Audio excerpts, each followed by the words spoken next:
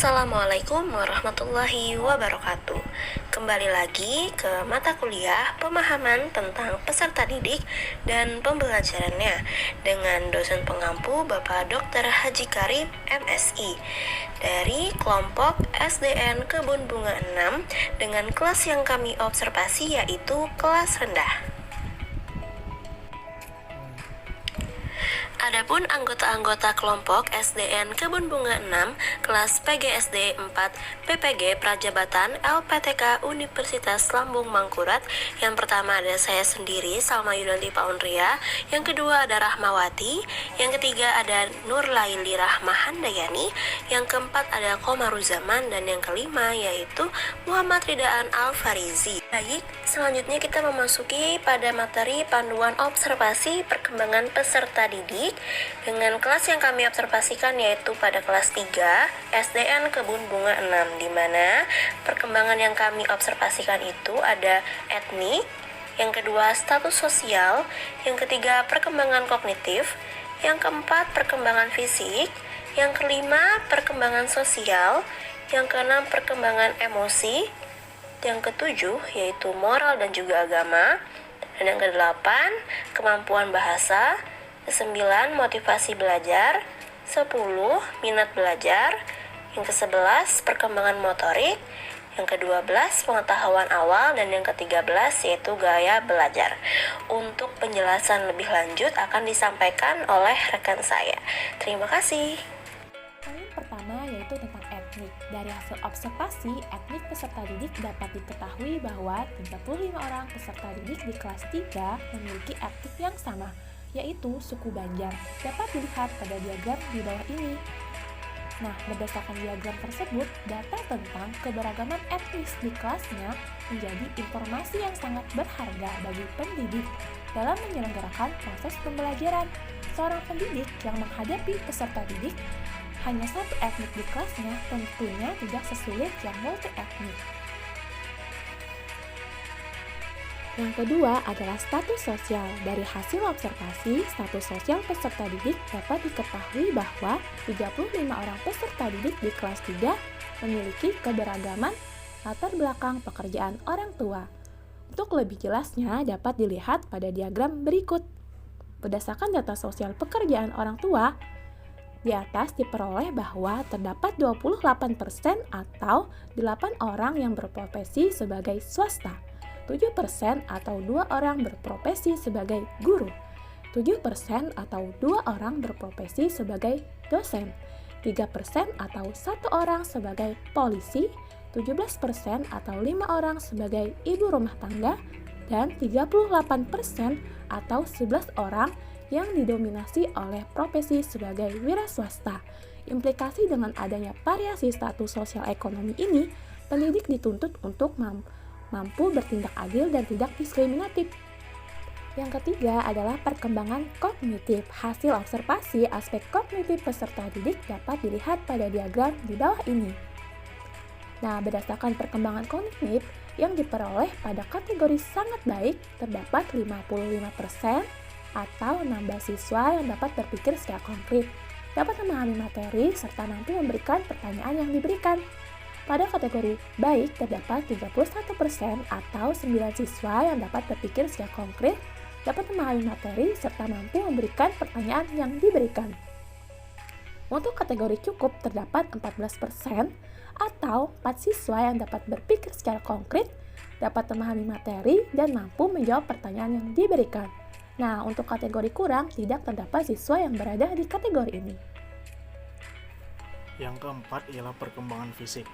Dari data fisik yang diperoleh, terdapat 42% atau 12 siswa mendapatkan kategori sangat baik, dengan tinggi dan badan yang ideal dan perubahan gigi dari susu ke permanen. Lalu ada 10% atau 3 siswa yang mendapatkan kategori baik, dengan tinggi dan badan yang ideal dan perubahan gigi dari susu ke permanen. 41% atau 12 siswa yang mendapat kategori cukup dengan tinggi dan badan yang ideal dan perubahan gigi dari susu ke permanen.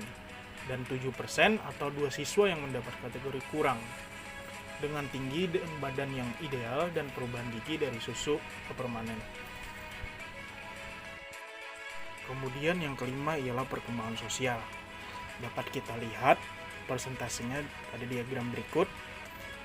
Berikut dengan rinciannya ialah data fisik yang diperoleh terdapat 42% atau 12 siswa mendapatkan kategori sangat baik dengan tinggi dan badan yang ideal dan perubahan gigi dari susu ke permanen. Lalu ada 10% atau 3 siswa yang mendapatkan kategori baik dengan tinggi dan badan yang ideal dan perubahan gigi dari susu ke permanen. 41% atau 12 siswa yang mendapat kategori cukup dengan tinggi dan badan yang ideal dan perubahan gigi dari susu ke permanen. Dan 7% atau 2 siswa yang mendapat kategori kurang dengan tinggi dan badan ideal dan perubahan gigi dari susu ke permanen. Kemudian yang keenam ada perkembangan emosi. Hasil observasi perkembangan emosi peserta didik dapat dilihat pada diagram di bawah ini.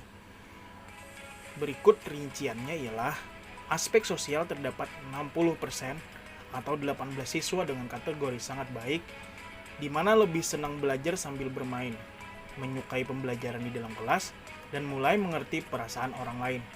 Untuk kategori baik, terdapat 17% atau 5 siswa lebih senang belajar sambil bermain, menyukai pembelajaran di dalam kelas, dan mulai mengerti perasaan orang lain. Untuk kategori cukup, terdapat 21% atau 6 siswa lebih senang belajar sambil bermain, menyukai pembelajaran di dalam kelas, dan mulai mengerti perasaan orang lain. Sedangkan untuk kategori kurang, tidak ada atau persentasenya 0. Kemudian yang ketujuh ada moral dan agama. Persentasenya dapat kita lihat pada diagram dengan rincian sebagai berikut. Berdasarkan aspek moral dan agama, terdapat 48% atau 14 siswa dengan kategori sangat baik. Sangat baik dalam berdoa sebelum dan sesudah belajar dengan bimbingan, mengucap salam dan santun, tidak melanggar peraturan di kelas kepada guru. Untuk kategori baik terdapat 52% atau 15 siswa dalam berdoa sebelum dan sesudah belajar dengan bimbingan, mengucap salam dan santun, tidak melanggar peraturan di kelas kepada guru. Sedangkan untuk kategori cukup dan kurang tidak ada atau persentasenya 0. Kemampuan berbahasa. Berdasarkan aspek bahasa, terdapat 48% atau 14 siswa dengan kategori sangat baik dalam fasih menggunakan bahasa Indonesia, mampu melafalkan kalimat dengan jelas, menggunakan kalimat dengan bahasa yang santun. Untuk kategori baik, terdapat 37% atau 11 siswa. Untuk kategori cukup, terdapat 14% atau 4 siswa dalam menggunakan bahasa Indonesia, mampu melafalkan kalimat dengan jelas, menggunakan kalimat dengan bahasa yang santun. Sedangkan untuk kategori kurang, terdapat 0% atau tidak ada. Kemudian untuk motivasi belajar, terdapat 62% atau 18 siswa dengan kategori sangat baik. Kemudian ada 21% atau 6 siswa yang memiliki kategori baik. Kemudian ada 17% atau 5 orang untuk kategori cukup. Sedangkan untuk kategori kurang itu tidak ada atau 0%. Kemudian untuk minat belajar, berdasarkan aspek minat belajar, terdapat 62% atau 18 siswa dengan kategori sangat baik, senang karena diberi kesempatan untuk bertanya, merasa terlalu lelah, mengantuk dan bosan ketika pembelajaran berlangsung, membaca buku terlebih dahulu sebelum pembelajaran dimulai. Untuk kategori baik, terdapat 7% atau 2 siswa karena sering diberi kesempatan untuk bertanya, merasa terlalu lelah, mengantuk dan bosan ketika pembelajaran berlangsung, membaca buku terlebih dahulu sebelum pembelajaran dimulai. Kategori cukup 31% atau 9 orang senang karena diberi kesempatan untuk bertanya, merasa terlalu lelah, mengantuk dan bosan ketika pembelajaran berlangsung, membaca buku terlebih dahulu sebelum pembelajaran dimulai. Sedangkan untuk kategori kurang itu 0% atau tidak ada. Kemudian untuk perkembangan motorik, berdasarkan aspek perkembangan motorik ini terdapat 59% atau 17 siswa dengan kategori sangat baik karena dapat dapat melipat kertas berbentuk segitiga dan persegi panjang, dapat menggunting kertas berbentuk lingkaran, segitiga, dan persegi, dan dapat menggambar bentuk lingkaran, segitiga, dan persegi. Dan untuk kategori baik itu terdapat 24% atau 7 siswa. Kemudian untuk kategori cukup ada 17% atau 15 siswa, sedangkan untuk kategori kurang itu tidak ada atau 0%. Baik, selanjutnya observasi perkembangan peserta didik dalam pengetahuan awal. Berdasarkan aspek minat belajar, terdapat 45% atau 13 siswa dengan kategori sangat baik, memiliki kegiatan saat belajar di rumah, memiliki kegiatan yang menyenangkan saat belajar di rumah, dan mengingat apa yang sudah dipelajari di rumah. Untuk kategori baik terdapat 17% atau 5 siswa dengan kategori baik siswa memiliki kegiatan saat belajar di rumah, memiliki kegiatan yang menyenangkan saat belajar di rumah, dan mengingat apa yang sudah dipelajari di rumah.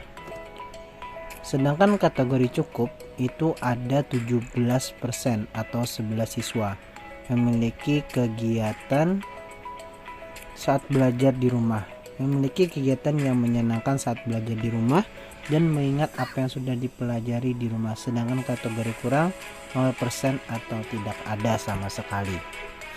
Selanjutnya, gaya belajar. Gaya belajar berdasarkan aspek tersebut terdapat 52% atau 15 siswa yang memiliki gaya belajar visual, dan terdapat 17% atau 10 siswa memiliki gaya belajar auditori, dan terdapat 34% atau 4 siswa memiliki gaya belajar kinestetik.